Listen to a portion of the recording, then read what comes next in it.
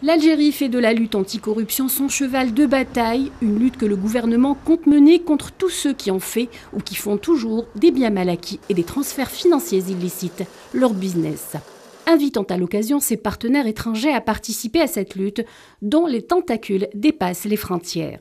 Lors de sa dernière visite en Algérie, le vice-président de la Commission européenne, Joseph Borrell, est allé dans le même sens que l'Algérie, affirmant que la lutte contre la corruption et le blanchiment d'argent constitue une priorité importante aussi bien pour l'UE que pour l'Algérie. Borrell a insisté sur la nécessité de renforcer la coopération dans ce domaine avec le gouvernement algérien. Dans le même sillage, le président de l'Agence de l'Union européenne pour la coopération judiciaire en matière pénale, Ladislav Amran, reçu à Alger par le secrétaire général du ministère des Affaires étrangères et de la communauté nationale à l'étranger, Ammar Belani, a exprimé la disponibilité de son instance et son engagement à apporter toutes les formes de soutien et d'assistance technique aux juridictions algériennes en matière d'investigation et de facilitation de la communication avec ses homologues européens dans le traitement des dossiers relatifs à la récupération des fonds pillés en Algérie.